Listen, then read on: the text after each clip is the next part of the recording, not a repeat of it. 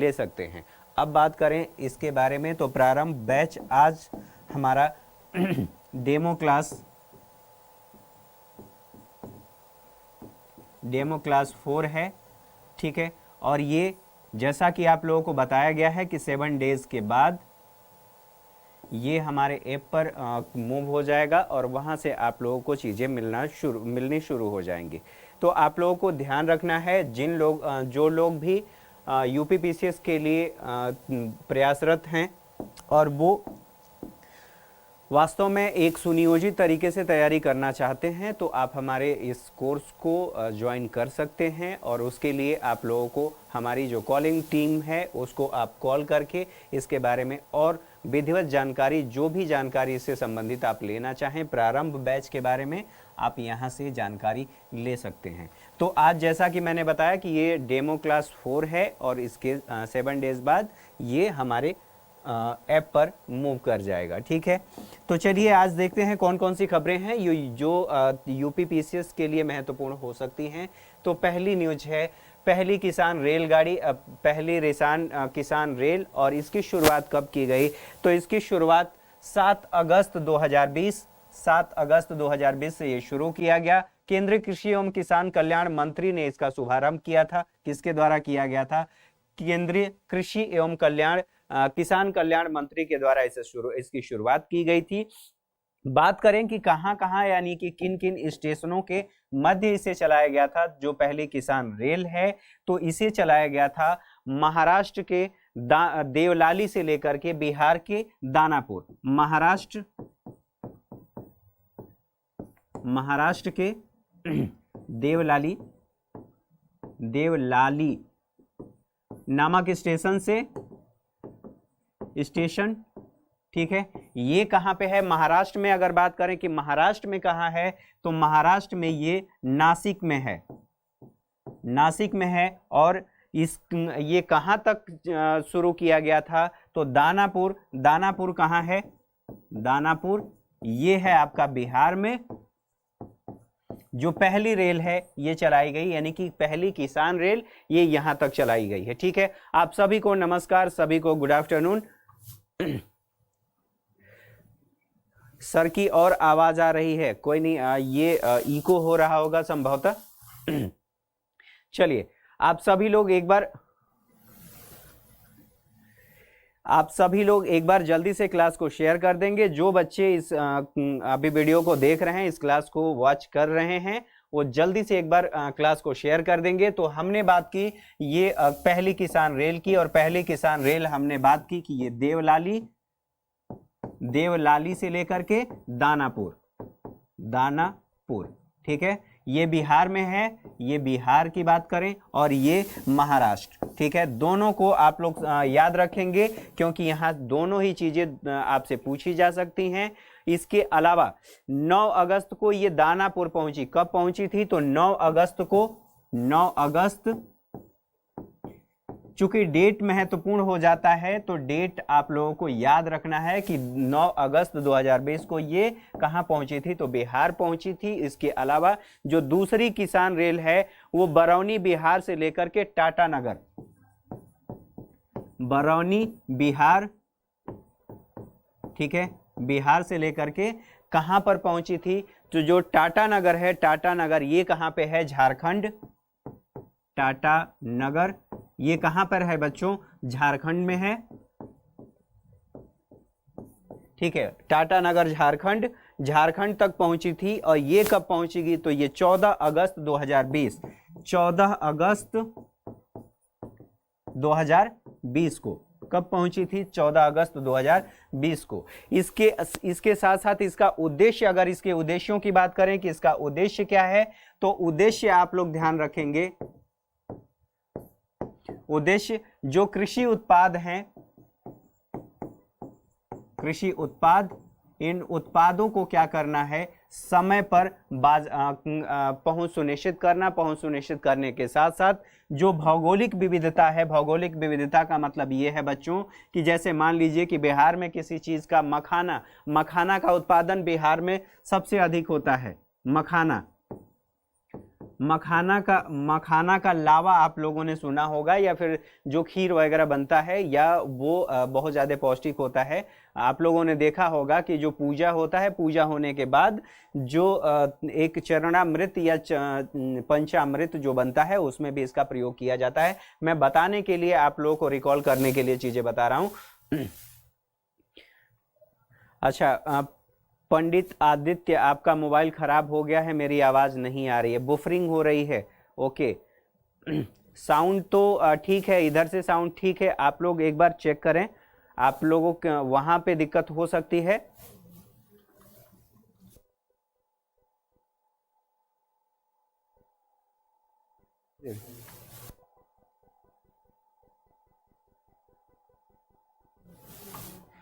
Buffering की समस्या आप लोगों को हो रही है, मैं समझ सकता हूं। ठीक है, जल्दी इसे रिजॉल्व कर लिया जाएगा, तब तक हम आगे बढ़ते हैं। तो जैसा कि मैंने बताया कि बिहार में मखाना का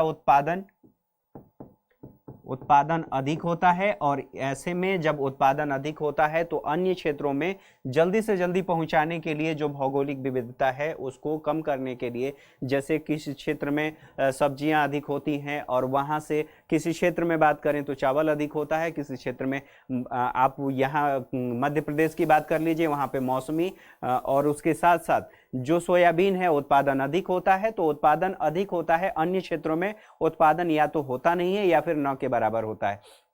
ऐसी स्थिति में एक संतुलन स्थापित करना है, और जो खाद्यान्न की आपूर्ति है, खाद्यान्न की आपूर्ति इसको सुनिश्चित करना है, इसी के लिए इसे चलाया गया। चलिए अब इससे संबंधित क्वेश्चन को देख लेते हैं। क्वेश्चन क्या कह रहा है, क्वेश्चन को सॉल्व कर लेते हैं। क्वेश्चन इससे संबंधित, इसी टॉपिक से संबंधित, और आप लोगों को मैं बता चुका हूं कि जो हमारा पैटर्न है उस न्यूज़ को पढ़ने के बाद, देखने के बाद, समझने के बाद तुरंत हम क्या करेंगे कि उससे संबंधित जो क्वेश्चंस हैं उनको हम सॉल्व करेंगे। तो जो पहला क्वेश्चन है इससे संबंधित उसको देखिए। निम्नलिखित कथनों पर विचार कीजिए। जो पहला कथन है, पहली किसान रेल 14 अगस्त 2020 को बरौनी बिहार से टाटानगर के बीच चलाई गई। और दूसरा कथन है, पहली किसान रेल का जिक्र 2020-21 के बजटीय भाषण में किया गया था। तो इसके बारे में आप लोगों को बताना है। हाँ, उपर्युक्त में से कौन सा सही है ये आप लोगों को बताना है, ये आप लोगों को चीजें ध्यान रखनी है। तो जल्दी से आप लोग कमेंट करके बता दीजिए।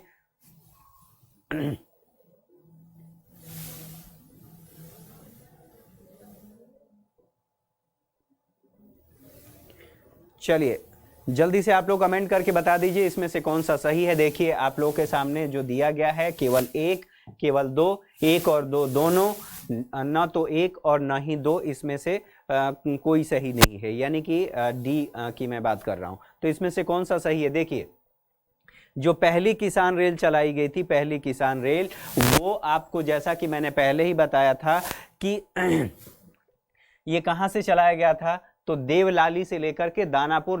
देवलाली कहाँ पे है? तो ये महाराष्ट्र, नासिक। और दानापुर कहाँ पे? तो बिहार। और ये चलाया गया था। तो इस हिसाब से ये जो पहला है, ये दूसरी पहली किसान रेल नहीं, बल्कि दूसरी किसान रेल यहाँ से चलाई गई थी। और ये जो दूसरा ऑप्शन है, पहली किसान रेल का जिक्र जो बजट है 2020-21 उसमें किया गया था, बजटीय भाषण में इसकी चर्चा की गई थी। ये भी आप लोगों को याद रखना है। चलिए, तो इस हिसाब से जो आपका सही विकल्प हो जाता है बच्चों, जो सही आंसर हो जाएगा वो हो जाएगा बी। केवल दो सही है, पहला सही नहीं है। चलिए आगे बढ़ते हैं और अगली न्यूज को देखते हैं। अगली न्यूज 14वीं रामनाथ गोयंका विशिष्ट पुरस्कार। और ये विशिष्ट जो पुरस्कार है ये अपने आप में महत्वपूर्ण है, इसको आप लोग बहुत अच्छे से समझेंगे, क्योंकि राष्ट्रपति ने जब इसका दिल्ली में आयोजन किया गया था, तो राष्ट्रपति जी ने इसको संबोधित किया और उन्होंने कुछ महत्वपूर्ण बातें कही हैं जो कथन के रूप में आपके एग्जाम में कथन के रूप में आ सकता है।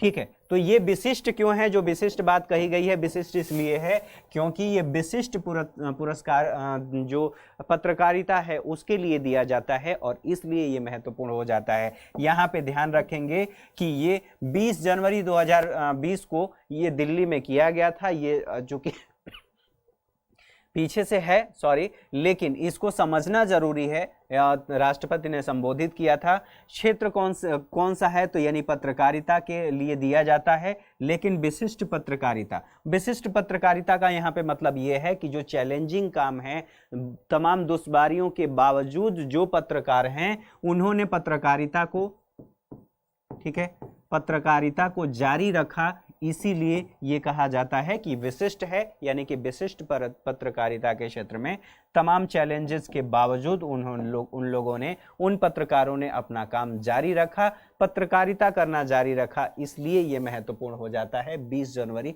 2020 को ये जारी किया गया था। चलिए अब इससे संबंधित कुछ और बातों को देख लेते हैं। कार्य क्या है, कठिन चुनौतियों के बावजूद ये कार्य जारी रखे और सच्चाई के साथ कलम का प्रयोग किया। इनको क्या कहा जाता है, जो पत्रकार होते हैं उनको कहा जाता है कलम के सिपाही। क्या कहा जाता है बच्चों, कलम के सिपाही भी इन्हें कहा जाता है, इसलिए ये आप लोगों के लिए महत्वपूर्ण है। इसके अलावा कुछ और बातें जो इसमें कही गई थी हैं, वो बातें क्या हैं कि इस रिपोर्ट में जो योग्यता का उन्होंने जिक्र किया था, यानी जो हमारे राष्ट्रपति हैं, ठीक है, राष्ट्रपति महोदय, तो राष्ट्रपति ने जो जिक्र किया था पत्रकारिता के लिए, तो उन्होंने 5 W का प्रयोग किया और प्लस 1 H का प्रयोग किया। और ये जो 5 W है इसको समझना जरूरी है, क्योंकि 5 जो W है वो अपने आप में महत्वपूर्ण है। व्हाट, व्हेन पहला है, व्हाट दूसरा है, व्हेन, ठीक है, दूसरा है व्हेन, और उसके साथ साथ और देखें और क्या है, तो इसमें कहा गया है व्हाई और हु।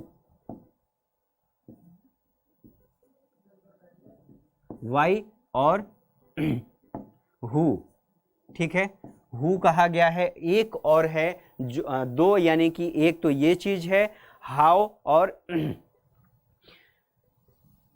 जो H का है इसमें हाउ यहां पे रखा गया है। ये आप लोगों के लिए महत्वपूर्ण है, क्योंकि यहां पे जो ये बातें कही गई हैं 5 ध्यान रखेंगे, सिर्फ इतना। ये आप लोगों से संभवतः न पूछे, लेकिन 5H plus 5W plus H ये आपसे पूछा जा सकता है, इसको आप लोग ध्यान रखेंगे। अब ये जो समाचार उन्होंने संबोधन में कुछ बातें कही हैं राष्ट्रपति महोदय ने। सॉन्ग चल रहा है, साउंड नहीं आ रहा है ऐसे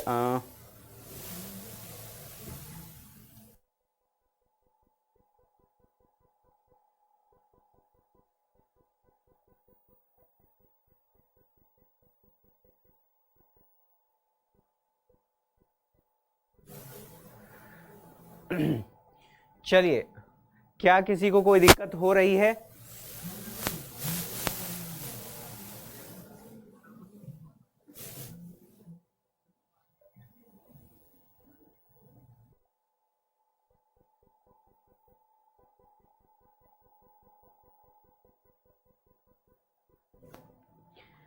चलिए, और इसमें क्या कहा गया है, जो राष्ट्रपति ने संबोधन किया है, समाचार उन्होंने कहा है कि जो समाचार पत्र हैं, समाचार पत्र, इससे संबंधी जो पत्रकारिता है उनका जो पेशा है वो प्रभावित हुआ है, यानी कि एक मानदंड जो होता है वो उनका प्रभावित हुआ है। ठीक है, मानदंड प्रभावित हुआ है, ये चीजें आप लोग ध्यान रखेंगे।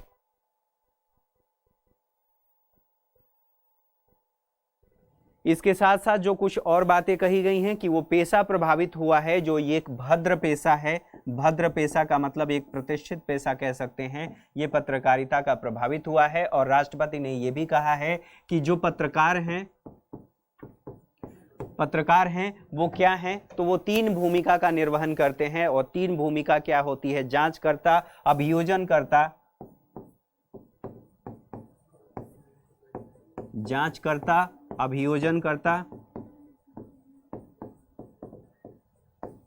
अभियोजनकर्ता, और उसके साथ साथ और कौन सा है, तो न्यायाधीश।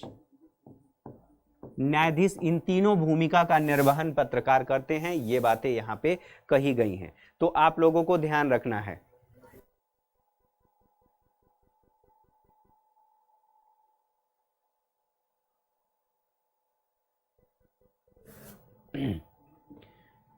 चलिए आगे बढ़ते हैं और इससे संबंधित और चीजों को एक बार समझ लेते हैं, किसको किसको दिया गया है। तो प्रिंट के लिए ये तीन क्षेत्रों में दिया जाता है। कौन कौन से तीन क्षेत्र हैं, किन किन तीन क्षेत्रों में दिया जाता है, तो आप लोग याद रखेंगे, प्रिंट, डिजिटल और इलेक्ट्रॉनिक। प्रिंट, डिजिटल और इलेक्ट्रॉनिक।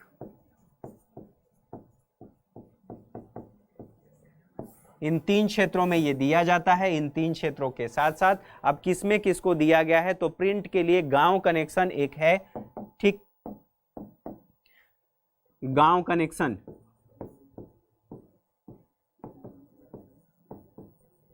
गांव कनेक्शन, ये गांव कनेक्शन की बात करें तो गांव कनेक्शन में कौन है, किसको दिया गया है, तो दीति वाजपेयी को दिया गया है। दीति वाजपेयी,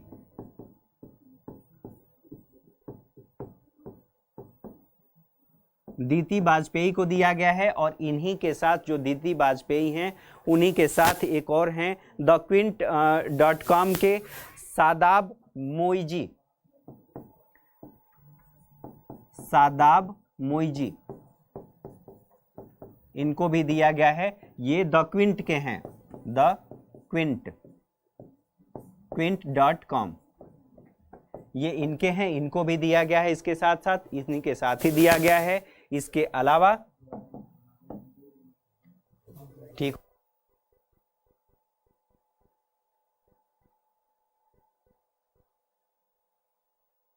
अच्छा चलिए आगे और देख लीजिए। रिपोर्टिंग फ्रॉम जो कन्फ्लिक्टिंग जोन है, reporting from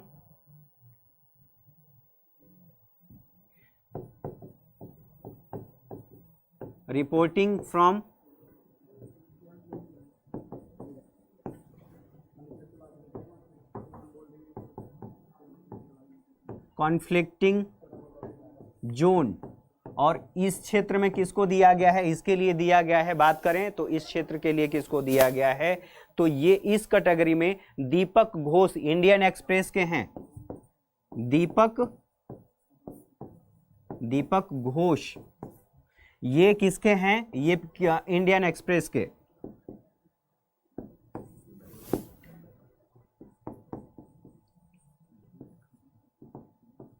Indian express,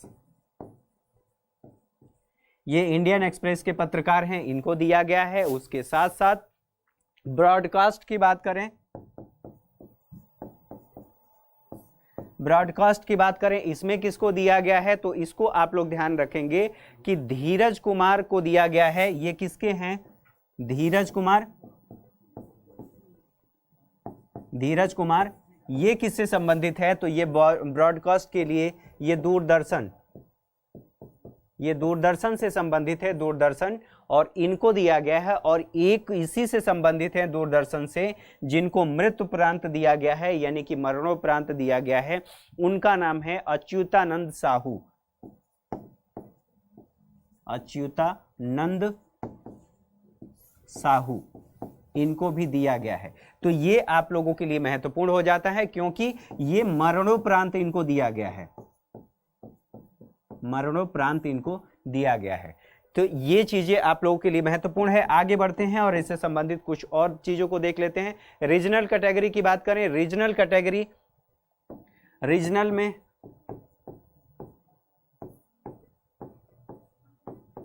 category की बात करें, इसमें किसको दिया गया है, तो रीजनल कैटेगरी में क्या अभी भी आप लोगों को कोई दिक्कत हो रही है, एक बार कि मुझे बता दें सभी बच्चे, क्या आप लोगों की जो समस्या थी वो ठीक हो गई है? एक बार कमेंट करके मुझे बता दें, आप लोगों की जो समस्या थी क्या वो ठीक हो गई है, या अभी भी आप लोगों को दिक्कत हो रही है? जल्दी से बता दीजिए। देखिए रीजनल कैटेगरी की जैसा कि मैंने बताया कि रीजनल कैटेगरी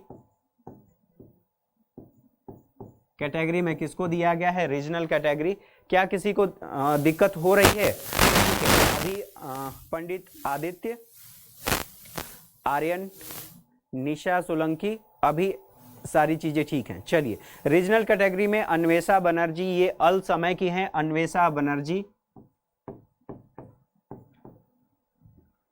अन्वेषा बनर्जी, ठीक है, इनको दिया गया है। इनके साथ साथ और लोगों को भी दिया गया है। तो इतनी सारी कैटेगरी आप लोगों के लिए महत्वपूर्ण नहीं है। अब इससे संबंधित हम क्वेश्चन को देख लेते हैं। सही है, चलिए अब सही है। ओके, नाउ ओके, चलिए तो अब इससे संबंधित हम क्वेश्चन को देख लेते हैं। पहला जो इससे संबंधित क्वेश्चन है, 14वीं रामनाथ गोयंका विशिष्ट पुरस्कार से संबंधित निम्न सत्य कथनों पर विचार करिए। निम्न सत्य कथनों पर आपसे विचार करने के लिए कहा गया है कि इसमें से कौन सा सत्य है। अगर सत्य की बात करें तो जो पहला कथन है, पुरस्कार वितरण का आयोजन दिल्ली में किया गया। दूसरा कथन है, रिपोर्टर की योग्यता हेतु प्रधानमंत्री 5W और H की आवश्यकता पर जोर दिया। और जो अगला कथन है वो ये है, पत्रकारिता में संयम और उत्तरदायित्व प्रभावित हुआ है। और जो चौथा कथन है, यह कुल 3 क्षेत्रों में साहसिक कार्य हेतु दिया जाता है। 3 क्षेत्रों के बारे में मैं आपको बताया हूं, सभी के बारे में हमने डिस्कस किया है। तो आप लोग एक बार कमेंट करके जल्दी से जल्दी बताएं। अच्छा, पता नहीं है, कोई बात नहीं। श्रेया जाधव नहीं पता है तो कोई दिक्कत नहीं, आगे बढ़िए। जल्दी से आप लोग जिनको पता है वो बताएं। देखिए, इसमें जो सही है, ये रिपोर्टर की योग्यता के लिए जो बात कही गई है, प्रधानमंत्री ने जो दिया है 5W और एक H की जो बात कही है, ये गलत है। क्योंकि प्रधानमंत्री ने नहीं बल्कि यहाँ पे राष्ट्रपति ने कहा था।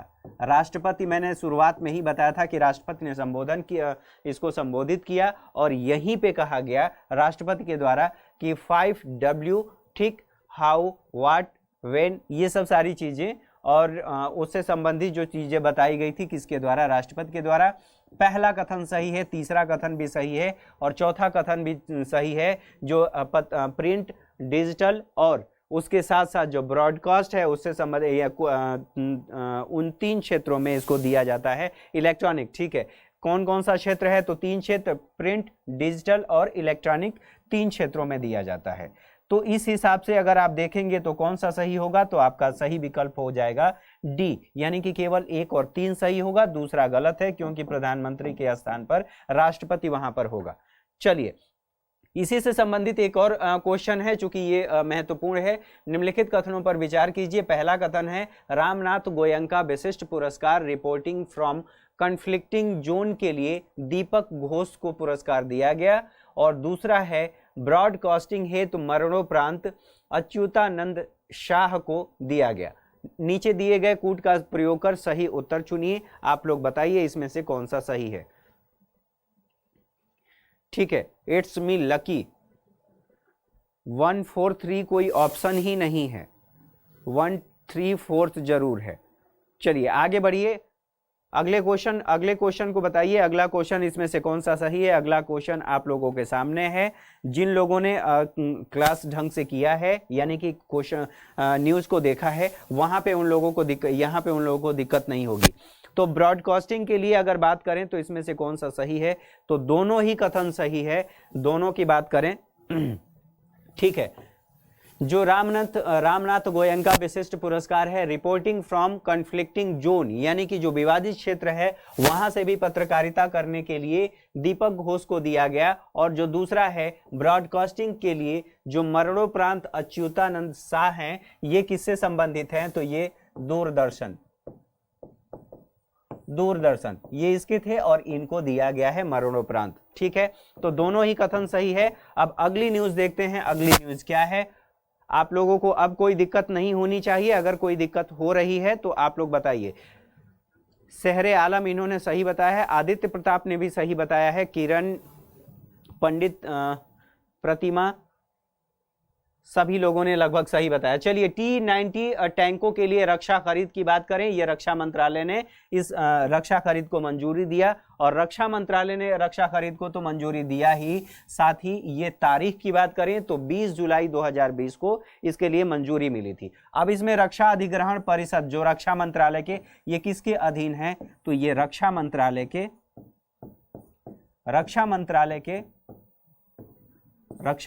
के अधीन है, और अंतिम रूप से जब तक ये रक्षा अधिग्रहण परिषद उसको मंजूरी नहीं देती है तब तक ये कोई भी मंजूरी, मतलब जो रक्षा खरीद है उससे संबंधित वो चीजें आगे नहीं बढ़ती हैं। तो ये महत्वपूर्ण हो जाता है आप लोगों के लिए। रक्षा अधिग्रहण परिषद किसके अंतर्गत है, तो ये है भारत सरकार के रक्षा मंत्रालय के अधीन है। ये कितने की मंजूरी दी गई है, कितने करोड़ की खरीद, तो 557 करोड़ की खरीद को मंजूरी दी गई है। लेकिन T-90 जो टैंक हैं, उन टैंकों के लिए जो बारूदी सुरंग होते हैं उनको हटाने के लिए, उपकरण बनाने के लिए समझौता हुआ है। किस लिए?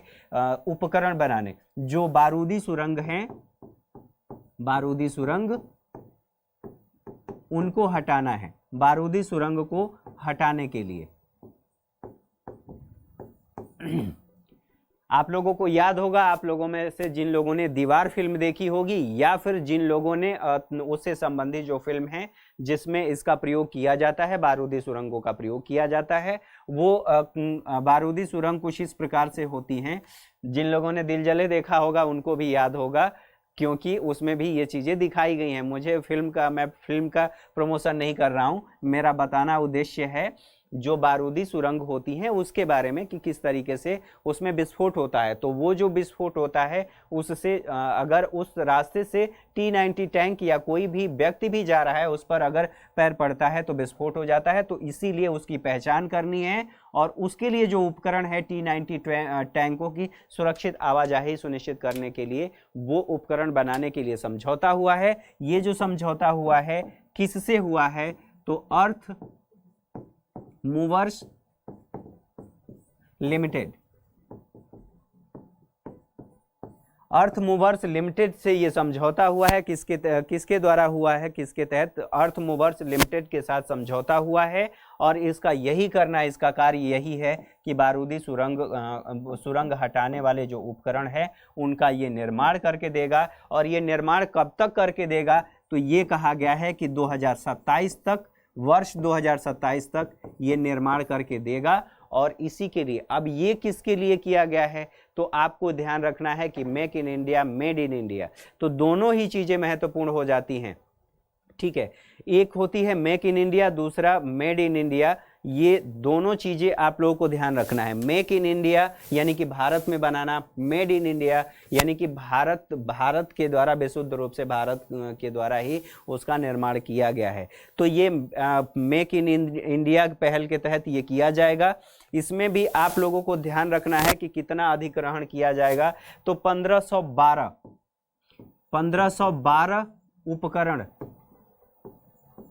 उपकरण लिए जाएंगे, यानी कि खरीदे जाएंगे।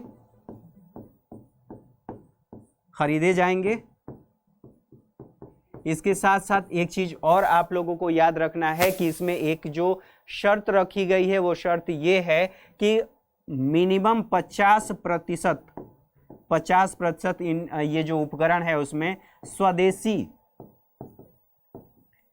स्वदेशी उपकरण होना जरूरी है। स्वदेशी उपकरण होना जरूरी है। ठीक है, दोनों ही चीजें आप याद रखेंगे कि 50% जो है वो इसमें स्वदेशी उपकरण होना जरूरी है। और ये इसीलिए किया गया है ताकि मेक इन इंडिया को बढ़ावा दिया जा सके। बार बार कह रहा हूं, मेक इन इंडिया को बढ़ावा देने के लिए कहा गया है। तो यहां तक चीजें क्लियर होंगी। अब चलते हैं हम इससे संबंधित क्वेश्चन पे, और क्वेश्चन को देखिए, निम्नलिखित में से कौन सा से कथन सही है। पहला जो कथन है, रक्षा मंत्रालय ने मेड इन इंडिया को बढ़ावा देने के लिए अर्थ मूवर्स लिमिटेड से समझौता किया है। ठीक है, मेड इन इंडिया को बढ़ावा देने के लिए अर्थ मूवर्स लिमिटेड से समझौता किया है। रक्षा खरीद वर्ष 2027 तक पूरा किया जाना है। और जो तीसरा कथन है, समझौते के अनुसार 50% जो स्वदेशी 50% उपकरण स्वदेशी होना अनिवार्य है या स्वदेशी उपकरण अनिवार्य है। ये आपसे पूछा गया है कि सही उत्तर चुनिए इस कूट का प्रयोग करके। नीचे कूट आप लोगों को दिखाई दे रहा होगा आप लोगों के स्क्रीन पे, जल्दी से आप लोग कमेंट करके बता दीजिए। ठीक है, पंडित आदित्य, मेक इन इंडिया के तहत पकौड़े बनाऊंगा। ठीक है, ये भी अच्छा काम है। प्रधानमंत्री ने किसी ने कहा भी था कि पकौड़े छानिए, पकौड़े बेचना भी जरूरी है। चलिए जल्दी से बता दीजिए इसमें से कौन सा सही है। ये कूट का प्रयोग करके आप लोगों को बताना है कि केवल 2 और 3, केवल 1 और 2, और केवल 1 और 3, और उसके साथ साथ 1, 2 और 3, इसमें से कौन सा सही है। जल्दी आप लोग कमेंट करके बताएं। देखिए इसमें से जो सही है केवल 2 और 3 सही है। जैसा कि मैंने आप लोगों को पहले ही बताया कि मेड इन इंडिया नहीं, मेक इन इंडिया। यहाँ पे आप लोगों को दोनों में फर्क समझना होगा और उसको ध्यान रखना होगा। मेड इन इंडिया नहीं बल्कि make in India. Make in India के तहत मेक इन इंडिया को बढ़ावा देना है और इसी के लिए कहा गया है कि 50% जो होगा स्वदेशी उपकरण होगा 2027 तक, ये पूरा किया जाना है। ये याद रखेंगे। तो इस हिसाब से कौन सा सही हो जाता है? जो सही हो जाएगा आपका पहला आपका गलत हो जाता है और दूसरा और तीसरा आपका सही हो जाता है। तो दूसरा और तीसरा सही हो जाएगा, तो यानी कि ए आपका विकल्प सही है।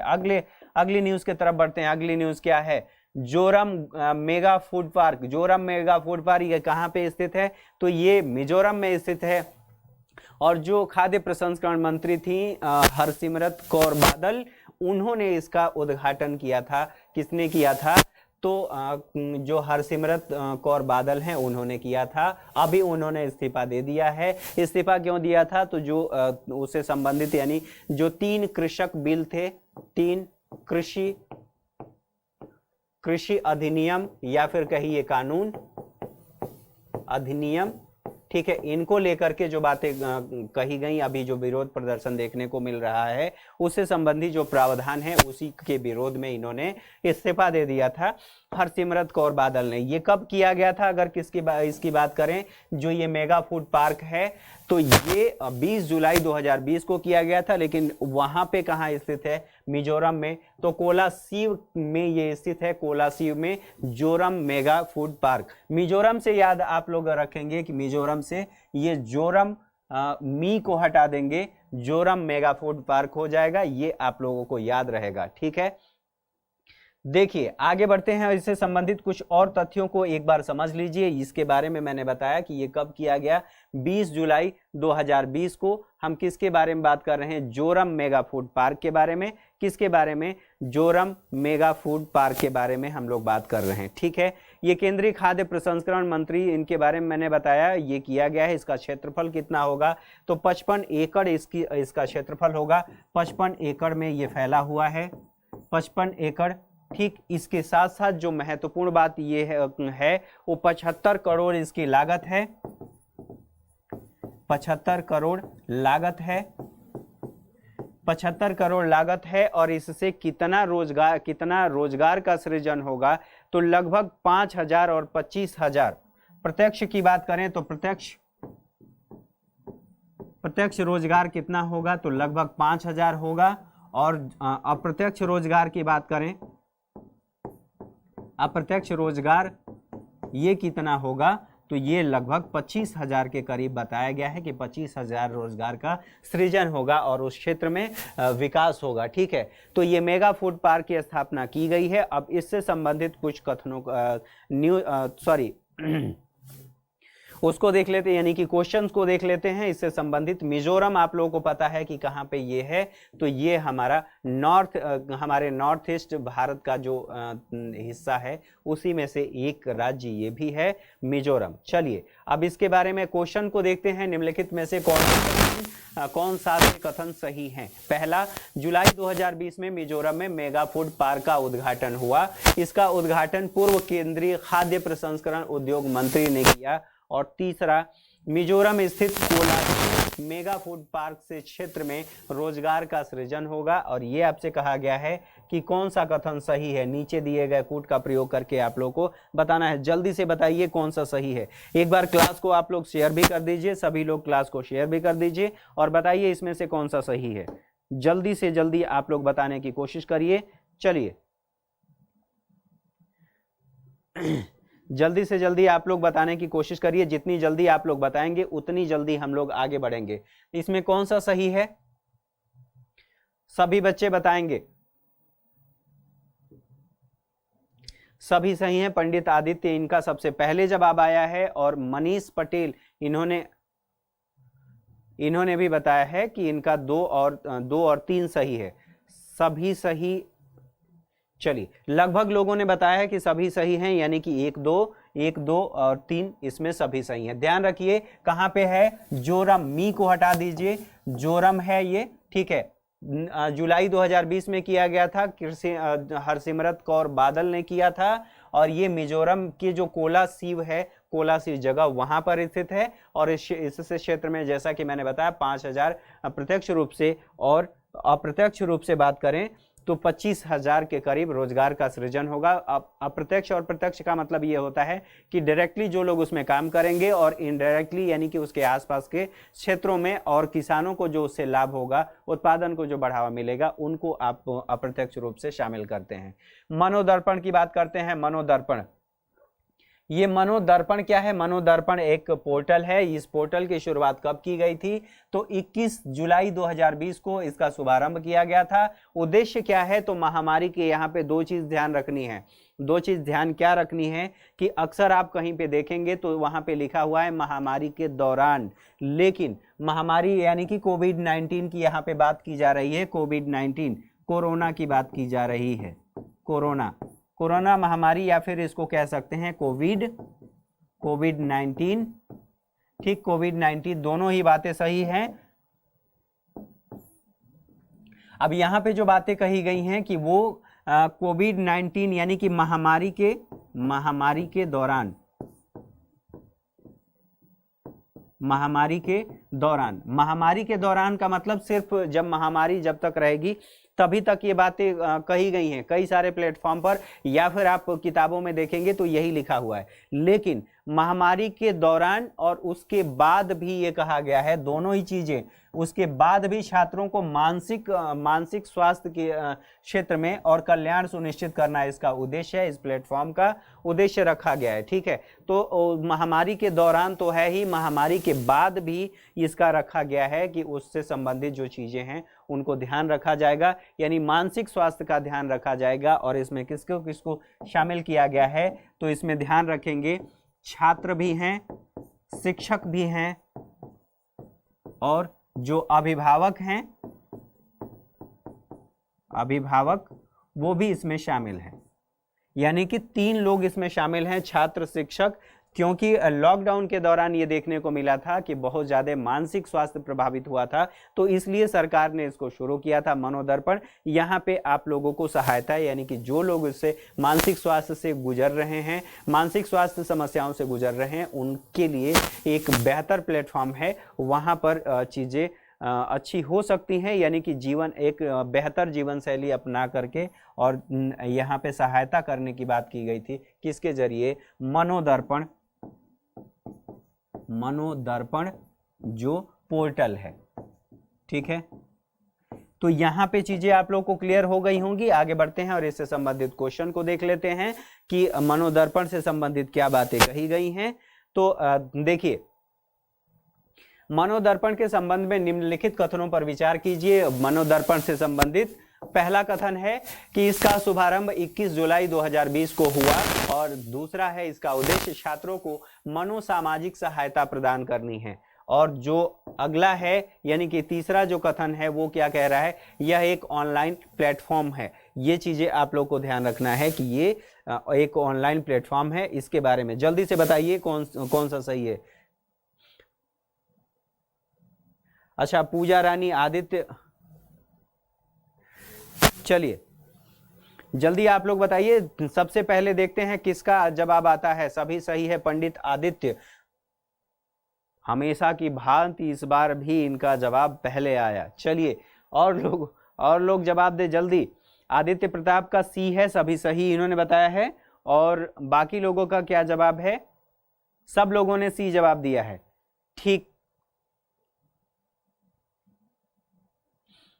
ठीक है, सभी सही है, ये ध्यान रखेंगे इसमें। और एक चीज आप लोगों को जो ध्यान रखना है वो ये है कि महामारी के दौरान और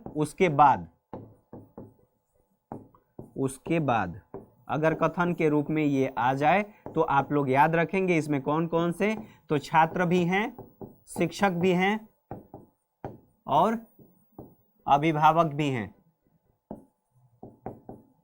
अभिभावक, ठीक है, जो पेरेंट्स हैं, बच्चों के पेरेंट्स हैं, वो सभी इसमें शामिल किए गए हैं। चलिए अगली न्यूज देखते हैं। अगली न्यूज, ठीक, बॉयलर विस्फोट दुर्घटना के बारे में बात करते हैं। बॉयलर विस्फोट दुर्घटना ये कहां पर हुआ था? तो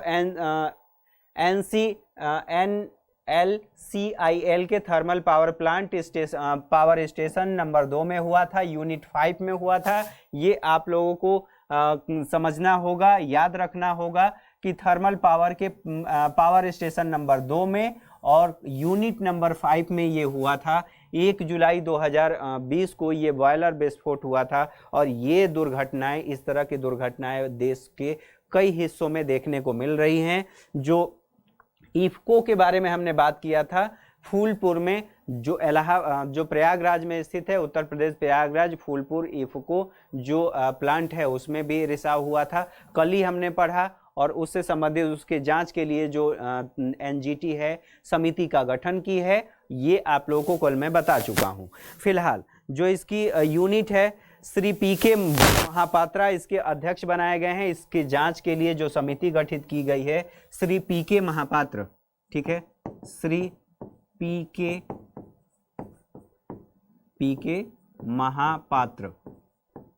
महापात्रा इसके समिति के अध्यक्ष बनाए गए हैं। समिति के अध्यक्ष हैं ये,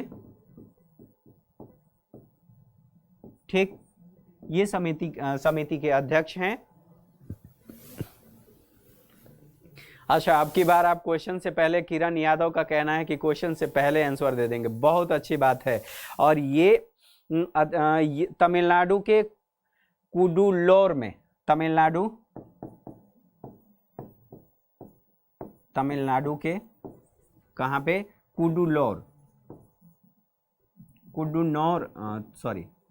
कुडुनौर में ये घटना हुई है। और इसके साथ साथ और कहां पे ये घटनाएं हो चुकी हैं और किन किन क्षेत्रों में हो चुकी है, वहां पे तमिलनाडु के कुडलौर में हुआ है। कुडलौर में तो हुआ ही है, उसके अलावा इससे पहले आंध्र प्रदेश के विशाखापट्टनम में भी जो केमिकल प्लांट है उससे संबंधित वहां पे केमिकल प्लांट में, कहां पर? तो ये बात करेंगे आंध्र प्रदेश के विशाखापट्टनम, आंध्र प्रदेश के विशाखापट्टनम, विशाखापट्टनम में, ठीक है। इस तरह की घटनाएं हो चुकी हैं। असम में भी उसके यानी कि जो एक प्लांट था वहाँ पे भी गैस रिसाव की घटना हुई थी, वहाँ पे भी आगजनी की घटना देखी जा चुकी है। तो ये सभी चीज़ें आप लोगों को याद रखनी है। ये जो घटनाएं हुई हैं, अभी एक और जो दुर्घटना हुई थी जो वैश्विक स्तर की, उन सबको हम कवर करेंगे, लेकिन ये जो अभी दो दुर्घटनाएं हैं इनको आप याद रखेंगे। कल ही मैंने बताया था कि कहाँ पे हुआ था, फूलपुर, ये कहाँ पे? उत्तर प्रदेश, प्रयागराज किसमें? इफ्को जो यूरिया आता है उससे उस प्लांट में हुआ था, ठीक है। ये आप लोग याद रखेंगे, रिमाइंड के लिए मैं बता दिया। अब चलिए इससे संबंधित क्वेश्चन को देख लेते हैं। क्वेश्चन क्या कह रहा है? क्वेश्चन, निम्नलिखित कथनों पर विचार कीजिए। पहला कथन है, किसने कहा था कि इस बार उससे पहले, क्वेश्चन से पहले जवाब देंगे, जल्दी से जवाब दीजिए। कीजिए। पहला कथन है तमिलनाडु, तमिलनाडु, ठीक है, तमिलनाडु के कुड्डालोर जिले के नेवेली थर्मल पावर प्लांट में बॉयलर विस्फोट हुआ, ठीक है, विस्फोट हुआ। और दूसरा कथन है नेवेली थर्मल पावर प्लांट के यूनिट 5 में 1 जुलाई 2020 को बॉयलर विस्फोट की घटना घटी। उपरोक्त में से कौन सा सही है? आपसे सही पूछा गया है कि इसमें से कौन सा सही है, जल्दी से कमेंट करके बता दीजिए।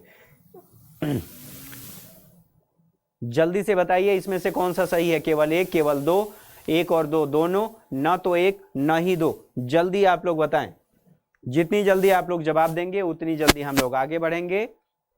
काजल यादव, इनका सी जवाब है, इन्होंने सी बताया है कि एक और दो दोनों। चलिए, शायद आपने ही कहा था काजल कि मैं सबसे पहले जवाब दूंगी, क्वेश्चन से पहले जवाब दे दूंगी, तो आपने सच में जवाब दिया है, ये बहुत अच्छी बात है, काबिले तारीफ। चलिए देखिए, इसमें दोनों ही सही है, दोनों ही कथन यहाँ पर सही हैं, दोनों कथन आप लोग याद रखेंगे, दोनों ही कथन सही हैं। बात करते हैं अगली न्यूज की, धम्मचक्र दिवस। धम्मचक्र दिवस, धम्मचक्र दिवस के बारे में बात करते हैं। ये कब मनाया गया? तो 4 जुलाई 2020 को आषाढ़ पूर्णिमा के अवसर पर यह मनाया जाता है। बौद्ध धर्म से संबंधित है। किससे संबंधित है? बौद्ध धर्म से संबंधित है। बौद्ध धर्म से संबंधित है धम्मचक्र दिवस। राष्ट्रपति भवन में इस दिवस का वर्चुअल कार्यक्रम के माध्यम से, यानी कि डिजिटली आप कह सकते हैं या फिर वेबिनार कह सकते हैं, दोनों ही बातें हैं। वर्चुअल कार्यक्रम के माध्यम से ये आयोजित किया गया। इससे संबंधित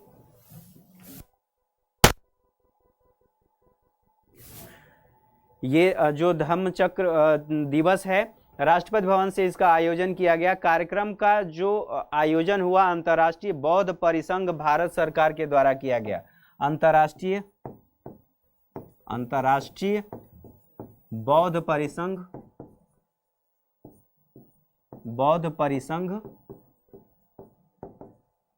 प्लस भारत सरकार, ठीक, भारत सरकार के द्वारा ये किया गया, दोनों के सहयोग से किया गया। और इसके साथ साथ कुछ और बातें हैं इससे संबंधित, उनको भी आप लोग याद रखेंगे। इस दिन क्या हुआ था? गौतम बुद्ध ने उत्तर प्रदेश वाराणसी जिले में ऋषिपत्तनम, वर्तमान जो ऋषिपत्तनम, उसका नाम क्या है? सारनाथ, वहां पर क्या दिया था? उपदेश दिया था, पहला उपदेश दिया था, 5 ब्राह्मणों को उपदेश दिया था, ठीक है, 5 ब्राह्मणों को पहला उपदेश दिया था। और यहीं से बातें शुरू होती हैं। और इसमें कौन कौन शामिल हुए थे? 5 शिष्यों को उन्होंने उपदेश दिया था। मंगोलिया के राष्ट्रपति इसमें शामिल हुए थे। और बुटुल्गा, उनका नाम, मंगोलिया के जो मंगोलिया के राष्ट्रपति इसमें शामिल हुए थे, बुटुल्गा उनका नाम था, बुटुल्गा, वो इसमें शामिल हुए थे। और ये वर्चुअल उनकी उपस्थिति, मतलब वर्चुअल माध्यम से इसमें भाग लिए थे। तो यहाँ तक आप लोगों को चीज़ें क्लियर होंगी। अब आप लोगों को ध्यान रखना है कि हमारे यहाँ एक और ज़रूरी सूचना आप लोगों को दे दूं कि ये जो प्रारंभ बैच है, ये 7 डेज हमारे YouTube चैनल पर आप लोगों को दिखाई देगा। उसके बाद ये हमारे ऐप पर कन्वर्ट हो जाएगा। आप लोगों में से जो लोग भी इसे जुड़ना चाहते हैं, आप लोग जल्दी से जल्दी जुड़ जाइए। और एक सुनियोजित तैयारी आपको, जैसा कि मैंने बताया कि सभी विषय जो एक लंबा अनुभव है, आप लोगों को कम समय में पूरी चीज़ें, पूरा सिलेबस कंप्लीट करवाया जाएगा। और मेरे द्वारा ये जो इससे संबंधित करेंट अफेयर्स हैं, जो करेंट अफेयर्स क्वेश्चन, जैसा कि मैंने बताया था कि लगभग 36 प्लस जो हैं करेंट अफेयर जो पिछली बार पूछा गया है, उसको ध्यान में रखते हुए ज़रूरी है आप लोगों के लिए। आप लोग अगर सुनियोजित तरीके से, एक चरणबद्ध तरीके से करना चाहते हैं तो आप लोगों को ज्वाइन करना चाहिए। और इस प्रोग्राम की विशेषता ये है कि आप लोगों को सेल्फ स्टडी का भी समय मिलेगा। और उसके साथ साथ जो एक महत्वपूर्ण बात ये भी है कि जो बच्चे इससे संबंधित जो तैयारी कर रहे हैं, यानी कि जो बच्चे यूपीपीसीएस इंटरव्यू 2019 का देने जा रहे हैं, उन बच्चों के लिए भी ये ज़रूरी है, महत्वपूर्ण हो जाता है, क्योंकि इसकी शुरुआत यहाँ पे मॉक इंटरव्यू की शुरुआत की जा चुकी है और अनुभवी लोग सदानंद सर जो आईपीएस हैं, उसके साथ साथ संजन सर और एक जर्नलिस्ट इसमें शामिल होंगे। वो आप लोगों को बेहतर गाइडेंस देने के साथ साथ, मार्गदर्शन देने के साथ साथ, कुछ जो ट्रिक होती हैं, जो चीज़ें समझने की ज़रूरत होती हैं, इंटरव्यू में आपसे प्रश्न पूछे जा सकते हैं, उसके बारे में कुछ एक फीडबैक भी दिया जाएगा कि क्या क्या आप सुधार कर सकते हैं, क्या क्या सुधार आपको करना चाहिए। तो एक पॉजिटिव फीडबैक के लिए आप लोग एग्जामपुर परिवार से जुड़िए। कॉलिंग टीम को कॉल करके या फिर इस वीडियो के लिंक में आप लोगों को फॉर्म का लिंक मिल जाएगा, आप लोग वहां से आप अपना फॉर्म फिल कर सकते हैं, जो लोग भी इंटरव्यू देने जा रहे हैं। ठीक है, आप सभी को शुभकामनाएं, सभी को नमस्कार। आप लोग बने रहिए एग्जामपुर परिवार के साथ, और एग्जामपुर परिवार के साथ जुड़ करके आप अपनी सफलता सुनिश्चित करिए। तब तक के लिए नमस्कार।